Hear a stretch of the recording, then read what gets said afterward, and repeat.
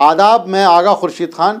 लोकसभा चुनाव की तारीखों का ऐलान आजकल में कभी भी हो सकता है। यूपी में सपा कांग्रेस गठबंधन 7 चुनाव लड़ेंगे। हालांकि उम्मीद जताई जा रही थी कि इस गठबंधन में चंद्रशेखर रावण की आज़ाद समाज पार्टी को भी सम्मिलित किया जा सकता है। चंद्रशेखर रावण लंबे समय से पश्चिमी उत्तर प्रदेश के नगीना लोकसभा सीट से तैयारी कर रहे हैं। नगीना पश्चिमी उत्तर प्रदेश की सबसे बड़ी लोकसभा सीट मानी जाती है। पहले ये बिजनौर के अंदर आती थी, लेकिन 2009 के लोकसभा चुनाव में इसको अलग करके नई लोकसभा सीट बना दी गई थी। उत्तर प्रदेश की पूर्व मुख्यमंत्री मायावती 1979 में बिजनौर से लड़कर संसद पहुंची थी। बाद में इस सीट का गठन भारत के परिसीमन आयोग की सिफारिशों के आधार पर किया गया था। समाजवादी पार्टी ने कल 7 लोकसभा सीटों पर अपने प्रत्याशियों का नाम घोषित किया है। इसमें मेरठ, अलीगढ़, बिजनौर समेत नगीना लोकसभा सीट का नाम सम्मिलित है। समाजवादी पार्टी ने इस सीट पर मनोज कुमार को इंडिया गठबंधन का प्रत्याशी बनाया है। समाजवादी पार्टी के इस ऐलान के बाद चंद्रशेखर रावण ठगे से रह गए हैं। लंबे समय से नगीना सीट से तैयारी कर रहे चंद्रशेखर को ज़बरदस्त झटका लगा है।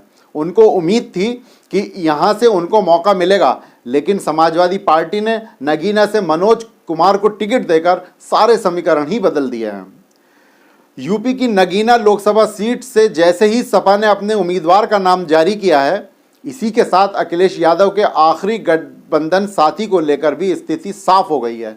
यानी कि नगीना सीट पर सपा चंद्रशेखर आज़ाद की पार्टी के साथ किसी तरह के गठबंधन में नहीं रहेगी। जबकि माना जा रहा था कि जिस प्रकार खतौली विधानसभा उपचुनाव में समाजवादी पार्टी और रालोद के गठबंधन प्रत्याशी को चंद्रशेखर ने जिताने में भूमिका निभाई थी, उसके कारण नगीना लोकसभा सीट चंद्रशेखर के खाते में जाने की संभावना बहुत अधिक हो गई थी। आपको बताते चलें कि खतौली उपचुनाव के दौरान अखिलेश और चंद्रशेखर साथ नजर आए थे।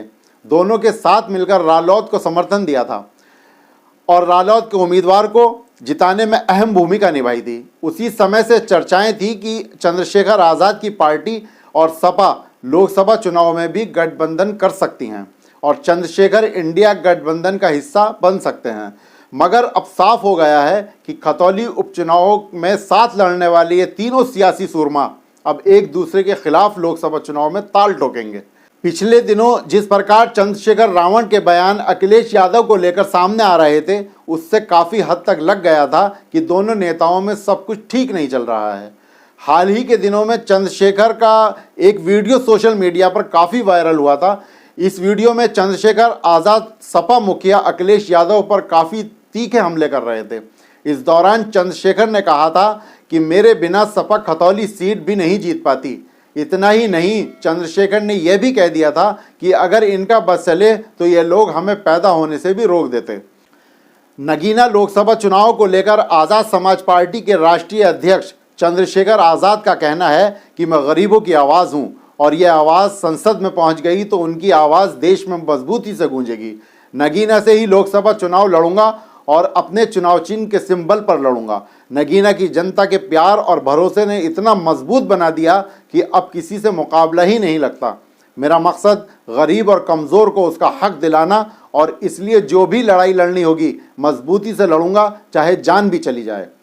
2009 में अस्तित्व में आई नगीना लोकसभा सीट के अंतर्गत करीब 5 विधानसभा सीटें आती हैं।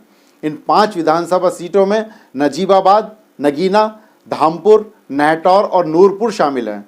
2009 में पहली बार नगीना सीट पर लोकसभा चुनाव हुआ और सपा के यशवीर सिंह ने बाजी मारी। 2014 के लोकसभा चुनाव में मोदी लहर थी, इसलिए ज़्यादातर सीटों पर बीजेपी ने बाजी मारी थी और पूर्ण बहुमत की सरकार बीजेपी ने बनाई थी। 2014 लोकसभा चुनाव में बीजेपी के यशवंत सिंह ने सपा के पूर्व सांसद यशवीर सिंह को मात दी थी। हालांकि 2019 में अखिलेश यादव और मायावती के गठबंधन से बसपा के गिरीश चंद्र ने बीजेपी के यशवंत सिंह को हराकर जीत हासिल की थी। इस सीट पर अब तक समाजवादी पार्टी, बीजेपी और बसपा ने एक बार जीत हासिल की। बात 2017 विधानसभा चुनाव की करें तो इसमें 3 सीटों पर भाजपा ने कब्जा जमाया था। बाकी बची हुई 2 सीटों पर सपा ने जीत हासिल की। नूरपुर विधानसभा सीट पर 2018 में उपचुनाव हुआ। उस दौरान ये सीट सपा के पाले में चली गई थी। इसके बाद फिर 2022 में विधानसभा चुनाव हुआ, उसमें 3 सीटें सपा ने जीती और 2 सीटों पर भाजपा ने जीत दर्ज की थी। नगीना लोकसभा सीट के जातिगत समीकरण की बात करें तो इस सीट पर सबसे अधिक मुस्लिम मतदाताओं की संख्या है। करीब 45% से अधिक मुस्लिम मतदाता यहां निर्णायक भूमिका निभाते हैं। वहीं एससी मतदाताओं की संख्या करीब 20% है। अन्य जातियों प्रत्याशियों के समीकरण को बनाने बिगाड़ने का मादा रखते हैं।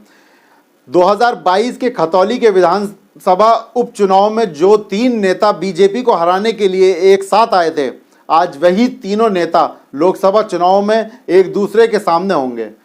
अब देखना दिलचस्प होगा कि चुनाव के इस रेस में कौन बाजी मारता है।